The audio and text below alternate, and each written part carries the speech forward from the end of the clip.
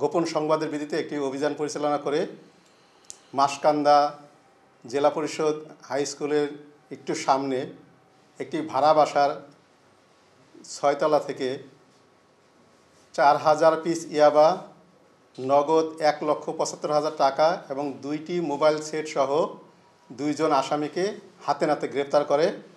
এবং এইটার সাথে যে জড়িত আর একজন মাদক ব্যবসায়ী, তাকে আমরা ঘটনাস্থলে ধরতে পারিনি। সে আমাদের অভিযান পরিচালনার পূর্বেই পালিয়ে যেতে সক্ষম হয়।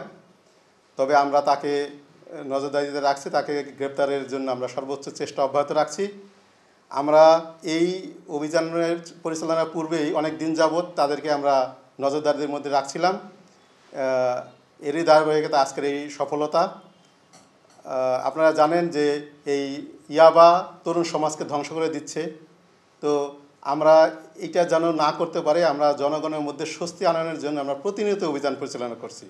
আমাদের আরেকটা টিম গতকাল দুবাওয়ারা থানায় অভিযান পরিচালনা করে 1 কেজি 700 গ্রাম গাঁজা উদ্ধার করেছে এবং ওই একই টিম আজকে সকালেও গৌরীপুরে অভিযান পরিচালনা করে 1 কেজি গাঁজা উদ্ধার করেছে।